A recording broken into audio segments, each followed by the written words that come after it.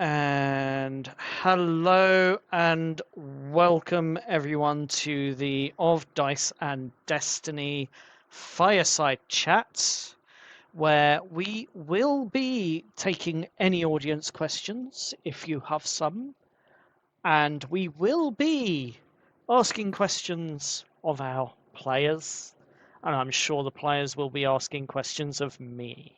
So, on tonight's session, we may have one more person turning up about halfway through. Can't make any promises, but we have Wesley, if you would like to introduce yourself again. Well, as you said, my name is Wesley, and I'm playing Steve. And we also have the wonderful Lou. Yep, I am Lou, and I am playing Aura, or Aurora. Awesome. So, with the opening, introductions, scheduling, that sort of thing out the way, what I would like to first start off with is, what did you both think of session one? If you had to sum it up in a one-word answer.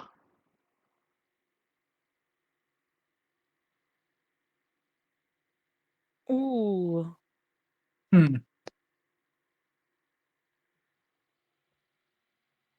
For me, I found it very fun. For Aura, Stressful. frustrating. Fair. We might explore that a little bit later. And Wesley, how did Steve and yourself find it? Well, Steve was confused a lot. Like he had no idea what was going on. But for me, as Wesley, I did enjoy it quite a bit. Awesome.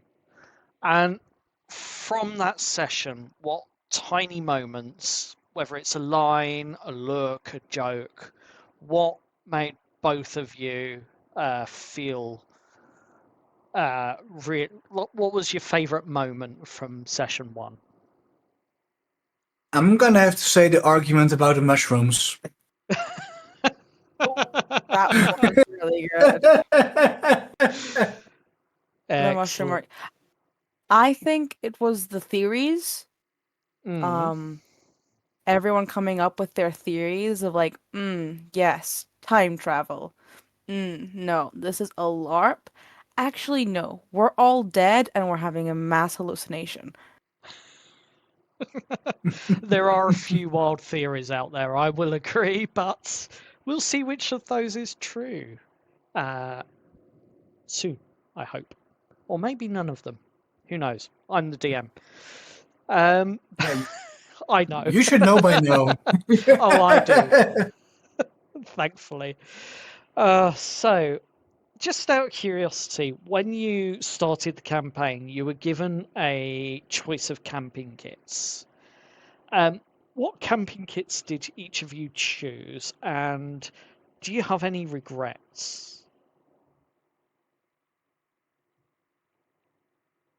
Um, with your choice? I chose the survivalist, and I have absolutely no regrets. It has came handy in for makeshift weapons.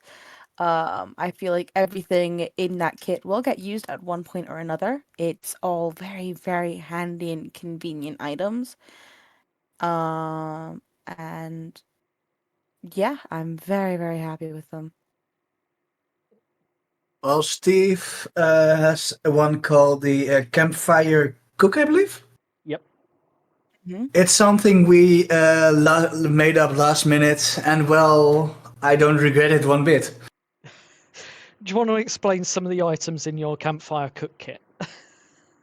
I'm going to have to scroll back then because I don't really remember, or I didn't or I didn't put it in my character sheet. Oh dear. Whilst you're scrolling back, one last question for this little part of the section, which is your warm ups. Of all the roles in the game that you remember, which do you feel told the best story? Lou? Sorry, you cut out for me there for a second. Can you repeat that? Oh, I do apologise. Of all the roles in the game that were made, which role do you feel told the best story? Gonna have to be honest, I think it was the first nat 20 of the game. I think that Obsidian D20 kind of set the tone for the rest of session 1. Ooh, interesting. That just leaves Wesley's question about his kit. I found it. I got a compact mess kit, which includes a lightweight metal pot, a frying pan, a lid, and a utensil set. Mm-hmm. I've got a roll-up a spice pouch with 6 essentials: salt, pepper, garlic powder, chili flakes, dried herbs, cinnamon, and a foldable chopping board, of course. Yep. And then I got a durable chef's knife, which might come in handy later, who knows. Yep. I got a lightweight steel pan grater, a small bottle of olive oil, a pack of vacuum sealed ready to cook ingredients like lentils, rice, dried mushrooms, beans, flour. I got a collapsible silicone sink basin for dishwashing or ingredient prep, a manual coffee grinder, which is arguably the best coffee to get, and Uh-huh. a small tin of ground beans. Then I Nice. got a silicone spatula, a wooden spoon, a collapsible rolling pin, fireproof gloves for when things get a bit hot. Yep. Fair enough. It does sound definitely much like a camping kit for the chef of the camp. Um, do Yeah. you foresee yourself becoming the cook? And realistically, how good a cook is your character? Well, at this point, Steve loves to cook as a hobby, but well, since we are forced into this world, we have no idea what it is. I could see Steve becoming the party chef. Well, we'll see as the game develops how your cooking Yeah. skills are. They may be challenged with the roll of a dice. And Speaking as they of, say, the dice tell the story. well, that they definitely do. And speaking of dice, the Obsidian D20 at the table. How did that make you feel, both of you?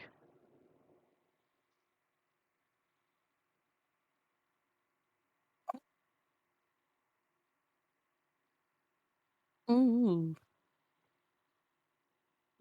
Well, it's the first Nat 20 of the campaign, so obviously that's something special. Mm-hmm. Yeah,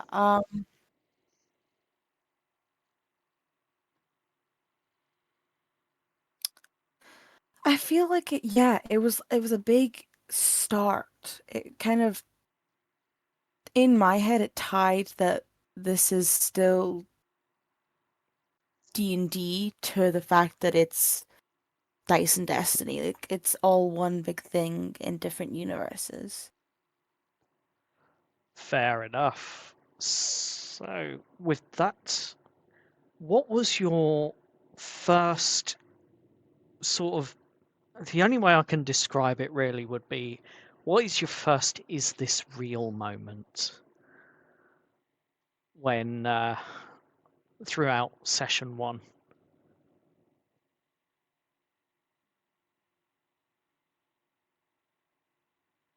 Ooh, definitely the talking fox. How did that make you feel?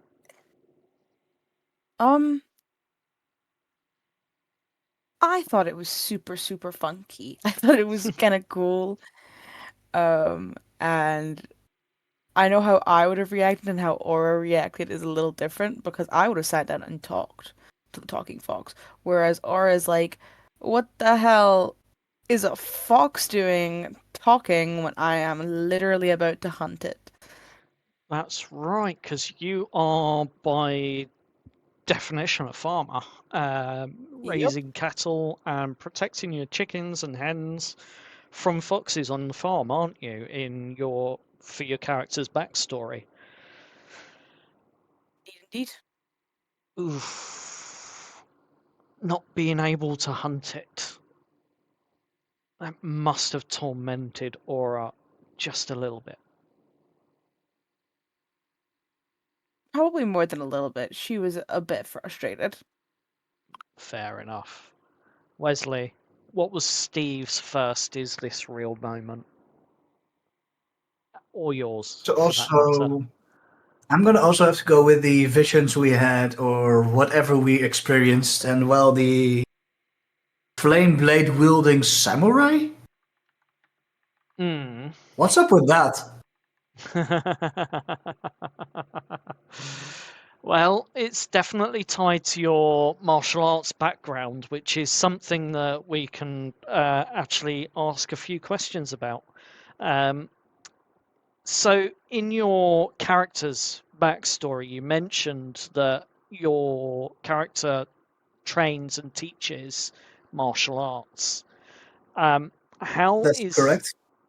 how is that going to flow with your character in D&D, in Dice and Destiny, in the new world that you find yourself in, and what do you think that samurai with the flaming sword might represent?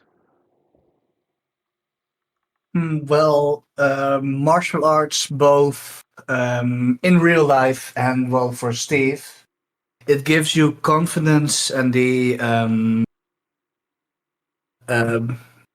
bravery to act in a moment of a need Hmm. and act quickly and with a clear mind. Fair enough. As for what the samurai is representing in my backstory, I'm gonna have to guess it's gonna be with my subclass actually. Something that Well, we will all discover in the future, no doubt. mm-hmm. Let's Oh, try for not to sure. let's try not to spoil anything. Well, I'm going to keep it a surprise though. Some of us might know already, but they better not tell. Nope, my lips are sealed. You better. So, Lou, in terms of your character's experience when traveling or transitioning to the strange new world with the fox talking and almost being a little bit sassy with you, if what do you feel that might represent in the future with your character? I think it means that her magics might have a little sass and personality of its own rather than being just like your average the spell bends to your will. I feel like her magic might again speak for itself, have a personality of its own, kind of do what it feels as well as listening to her. Mm, interesting. Well, the next question. With the first half of the game, your Dyson Destiny game was actually hosted by none other than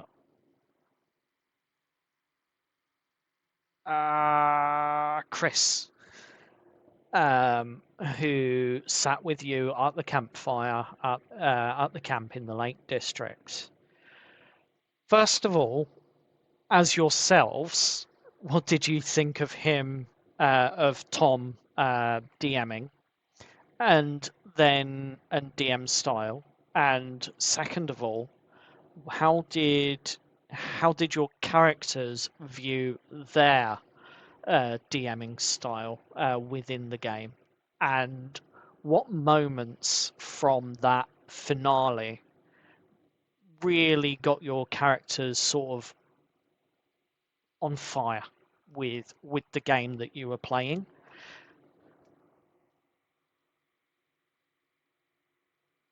I personally like Tom's DM style. I think it's fun. I think he should DM more. Wink, wink, nudge, nudge. Hint, hint. Don't forget. We might be able to make Aura, that happen. Aura was definitely very cautious at the beginning, even though she was this barbarian who does what she wants when she wants. She was definitely cautious because it had been so long. Um, 10 years. but then she really got into it. Like it didn't take long before she was already doing things, fighting, threatening, hitting things. I don't think I got to rage, but I was close to getting to rage, and you know what? That's okay. Not sure I want to see you rage. What? Well, I'd rather keep the table intact. Wesley, same question to you. How did it make you feel? How did it make your character feel with Tom and their Chris's DM style? As myself, well, Tom did a really good job, and I agree with Lou here that he has to DM more. Okay, we're definitely going to have to make that happen. Maybe it'll start with a Oh yeah. couple of fun one Oh, shots as extras, oh, and definitely. who knows? Maybe we'll get them into the strange new world that you yet have to discover the name of Mhm. as your Well, characters. yeah, as for Steve himself, the moment he was able to, cast spells, something he's been doing a lot in that campaign, hmm and that whole person just hits right. Fair. Sounds like you had your This, character sewn up a little bit. yeah. I actually use a old wizard that was, I think, a divination wizard. I use it as my Ah, template. that's why it was so convincing. Very, very clever. Hmm. And And what? no foreshadowing, No but I foreshadowing. might be Okay. about what I'm going to be preparing for spells. Sounds interesting. Um, can't wait to find out how that goes. Hmm. So, how about the immersion with things like the trees, the tree randomly collapsing or the rumbling under your feet? Just the perfect moments within your D&D Inception game.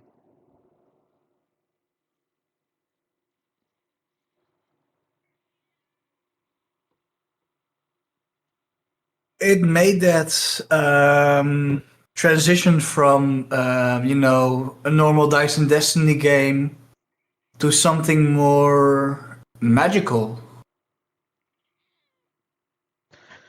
I mean, for me personally, if I'd been a player in that game and that was happening, I would have probably have been very freaked out. I Lou. Well, mean, for yeah, that's me, fair. it helped me kind of put myself in the headspace of my character because obviously I'm so used to playing D&D for myself. Mm, So having my player, like my character Aura play D&D, I got to play as a character as her. So it kind of took me out of the equation because my brain doesn't really think of, oh, I'm a character playing a character playing a character. Yeah. It's just I'm playing a character. So I kind of became Aura in that moment.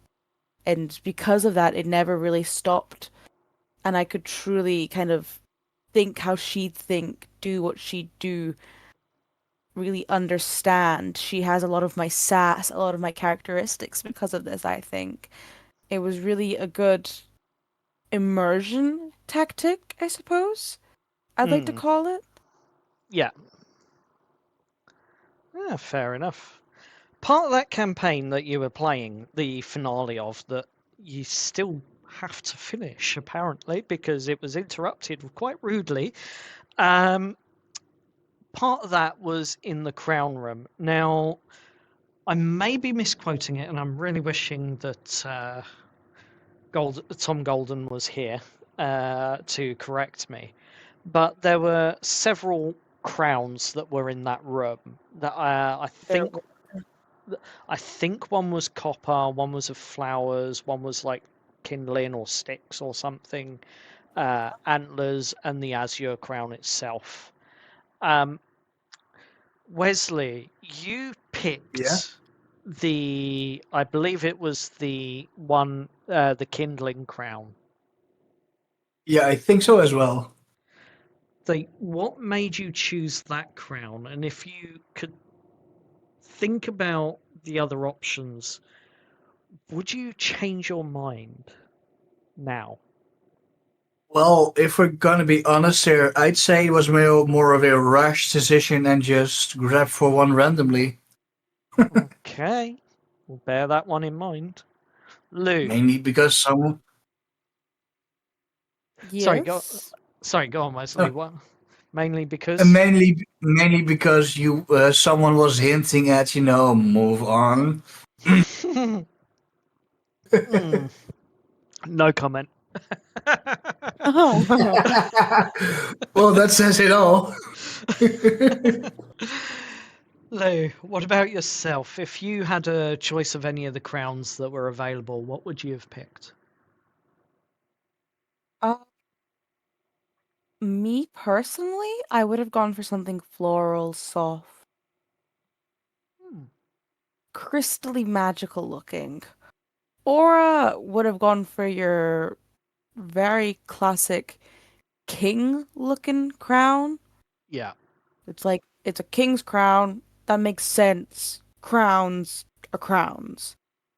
Let me put it on. Put that fair on a enough. t-shirt. Crowns are crowns. Just put Crowns it are on. crowns. Doesn't matter what it looks like. Does its job. Oh dear. Well, let's hope that we can put that on a t-shirt. Because Well, crowns are crowns. crowns are Quote of crowns. the year, I tell you. Just put it on. Just put it Goddamn. on. Um, I That, did end up talking with Tom Golden about Aura yes. after session, where he mentioned he had not realized that Aura was quite as religious as she is. Um, which I thought was interesting, and I was wondering what others' opinions were on that. Wesley. And with other, you mean mine. Yes. Yours and the DMs. I'll give mine a minute. Wesley, do you want to answer the question first, or shall I? Yeah, sure. Well, Steve isn't really that religious, and well, to be frank, does not really care for it. Me in real life, fair enough. As for me, I am actually over the moon that we have this type of character within one of our players, because it's going to highlight.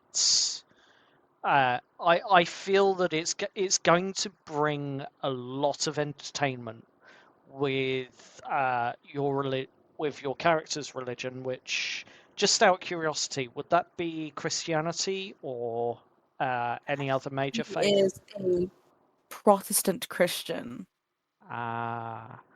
So yeah, I think as a Protestant Christian in a world with a pantheon of gods that have never heard of, never seen, and potentially have no clue who or what god you are talking about, I am going to be very interested in how your character may face challenges of faith in future episodes. Mm. Is going to bring a very interesting element to the game, I feel. Yes, I think it'll be quite fun. So with that being said,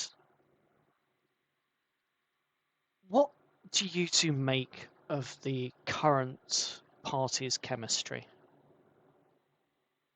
And things like who calmed who or who escalated what? Or are there any surprise choices that you feel some of the characters may have made that maybe took you aback a little? I think it's very obvious that they were once friends and have kind of grown apart.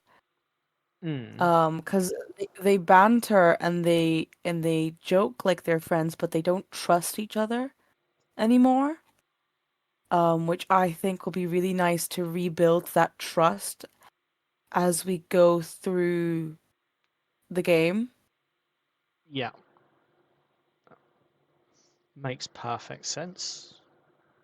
What are your opinions, Wesley? It's a various group of personalities that sometimes clash or work together.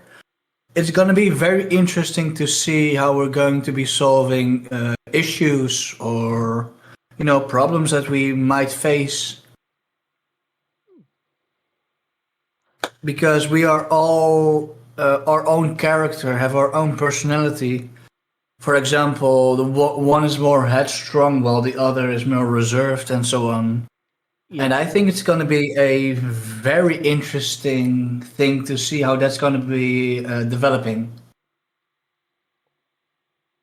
Mhm. Fair enough. If both of your characters could have private aside with any one other party member, who would it be, and what would that be about? Um, ooh.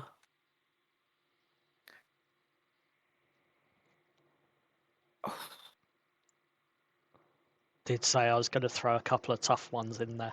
Wasn't expecting this. I'm terrible for names, so I don't actually remember all of the parties' names. Give me a second to memorize them. You had Jess, Steve, Chris, Aspen, and yourself. I think Jess was quite anxious, I Mm, believe. yes. She was very much freaking out. And I think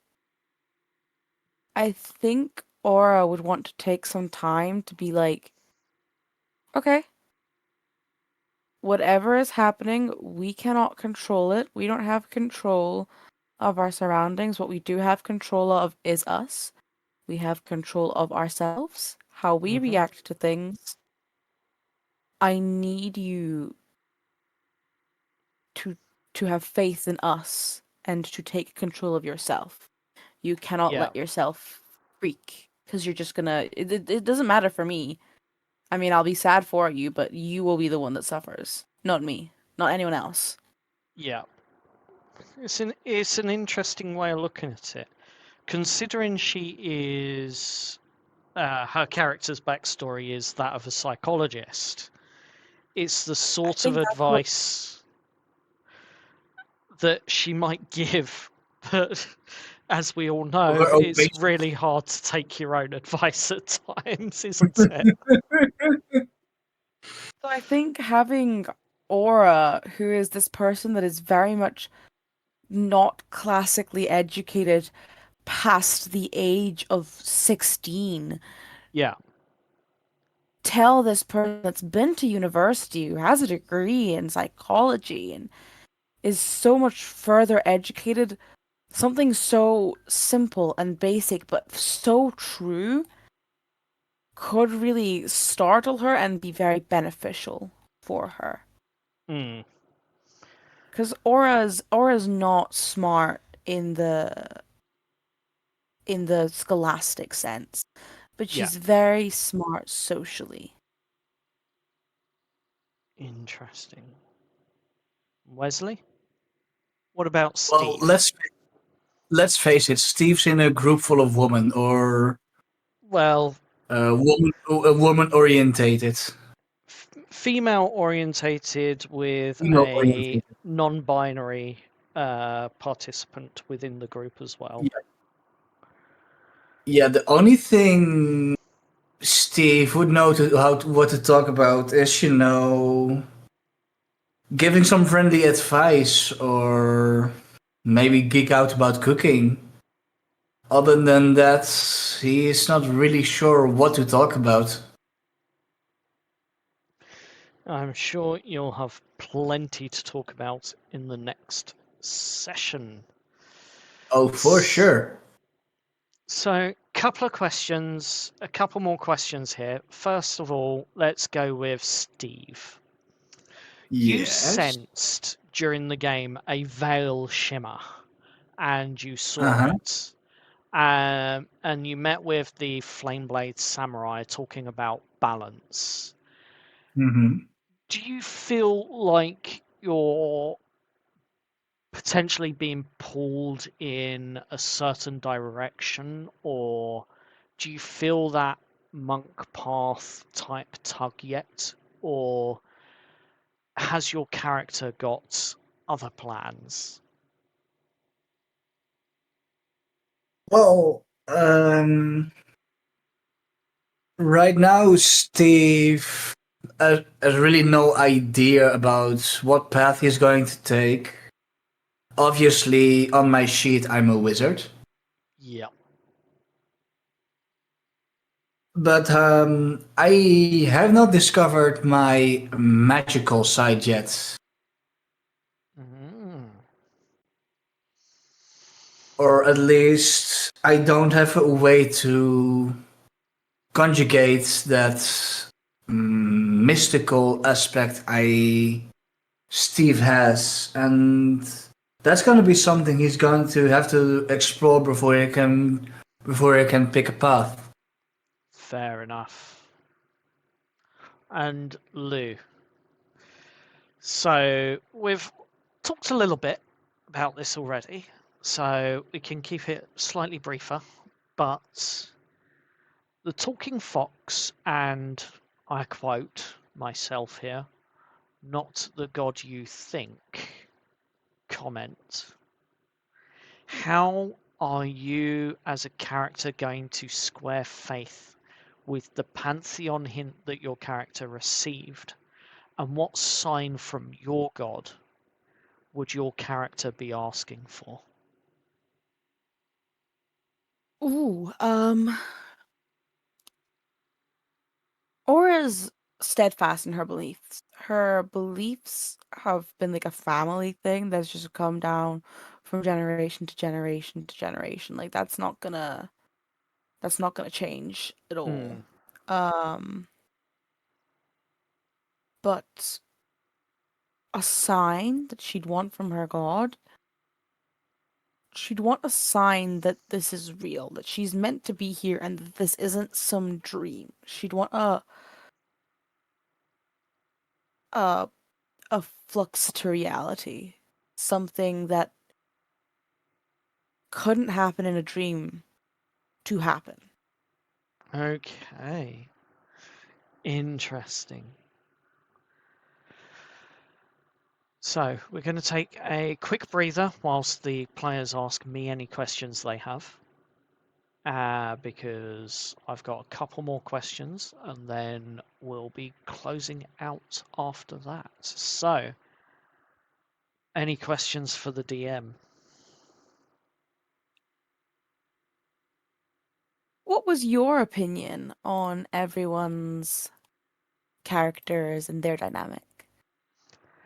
I think, in regards to the group dynamics, there is a level of, oh my god, is this group of old friends going to be able to rebond as a group once again, like they were at college or university? Um, so, in that sense, it's going to be interesting to see how the party develops together in terms of their character bonds with each other. Um, I'm also going to be very, very interested in seeing the development of the camp chef, um, because if there's one thing in my life that gives me great comfort when I'm in any sort of stressful situation, it's a good meal. Although for Mm. Jess it was a cup of tea, which, being British, I can completely understand.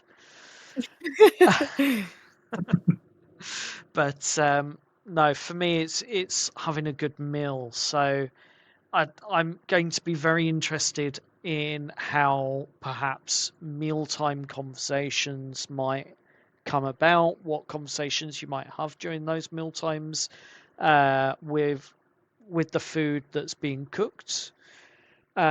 Seeing that progression as well of your cooking skills developing. For other players in the group, it's going to be interesting seeing how a psychologist who is very staunch science and medical neuroscience, that sort of thing. It's going to be very interesting seeing how a psychologist will work and rationalize the idea of magic being real. And for your character, Lou, I would say it's going to be. Oof, it's going to be very interesting watching the development of your faith, I think, personally. And there are a couple of other characters I haven't mentioned yet. For example, Jamie's character, Aspen. Um, Aspen's character, from what we know, she was a private security. She was in private security. She's quite well built, and she is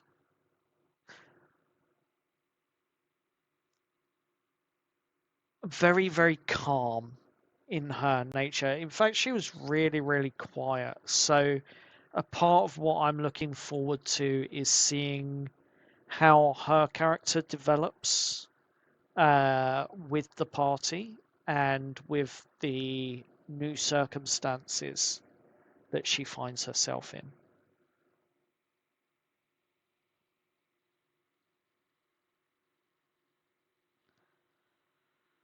Thank you very much. That was my only question on my half. Fair enough. Wesley, any for me? I can't think of any questions. Fair enough. Well, I have, as I said, a couple more questions for each of you. So, during when you were in the New World, you met a traveller who was on the path, a merchant of some kind, called Gaston. What did you, what tone did you get from his dialect, and what first impressions did you get from him? Things like his clothes or things like that of perhaps the people that are here.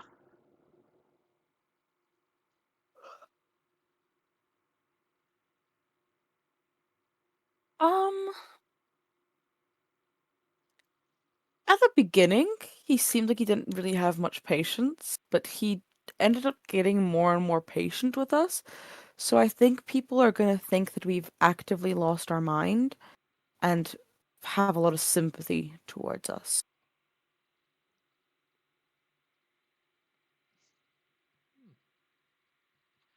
Fair enough. And what was your character's reaction, and how do you feel having, for the first night in this strange new world, looked up and seen a completely different sky? Even though Aura definitely looked at the sky most nights when she was a kid, she probably did not notice a difference. I'm gonna be so real. Okay.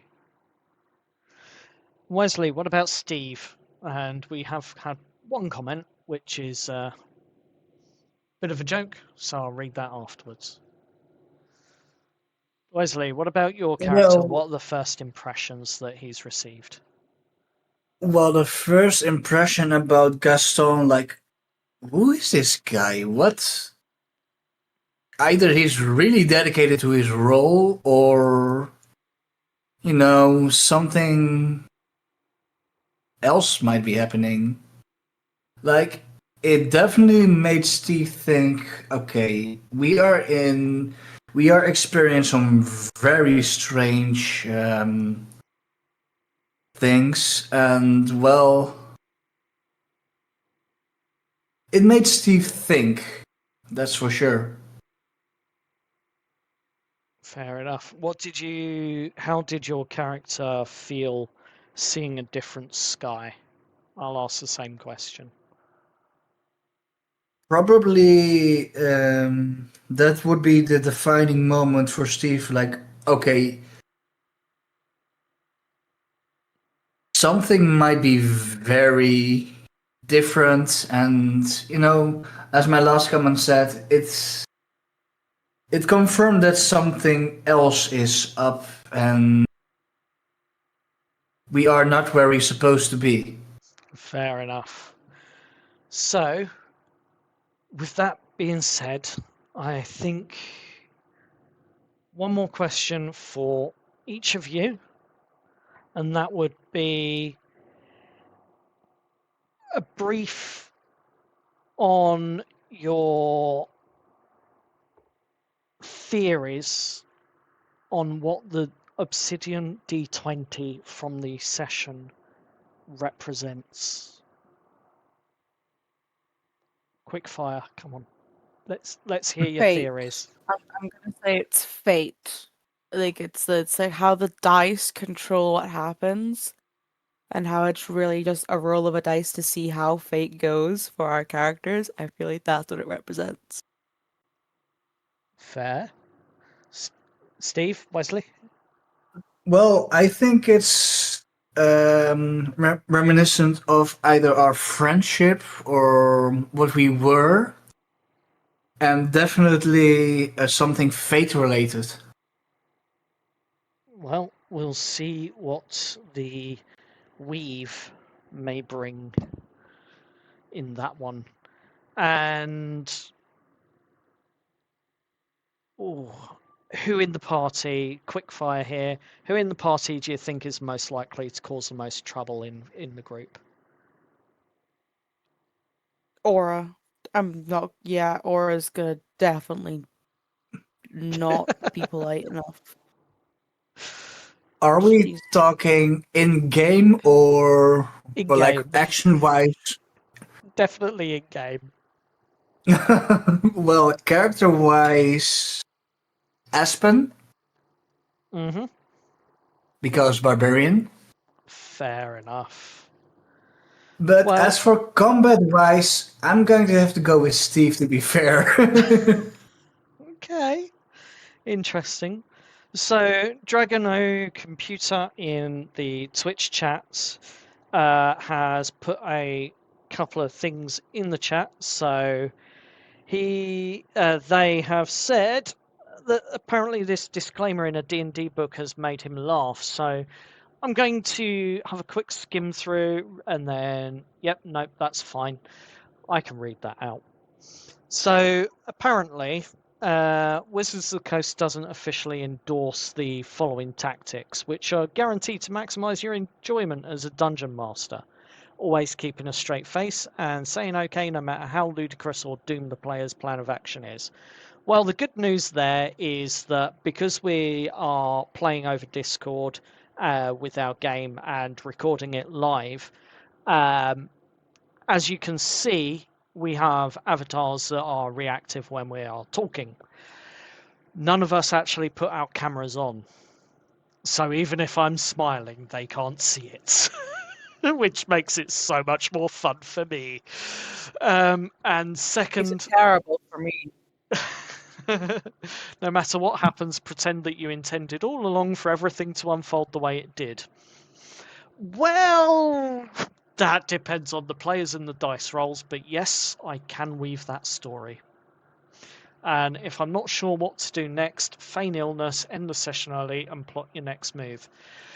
I have contingencies for my contingencies because I, having experienced being a DM now for nigh on 12 years, starting with 3.5, working my way up, all the way up to 2024 5e from there.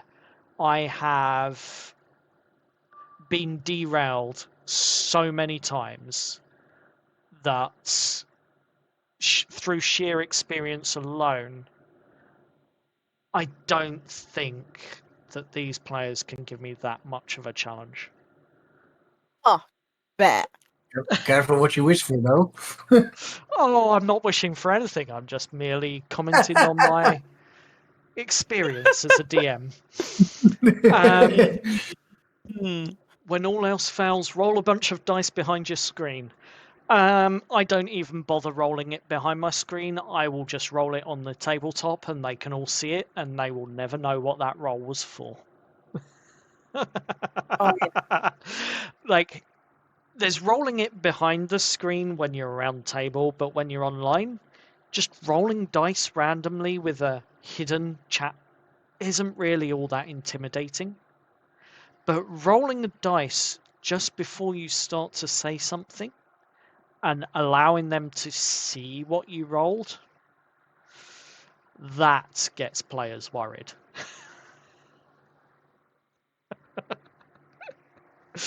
And I think my two players would agree. So, yes. Well, thanks for hanging out. We're going to end the session for the fireside chat here.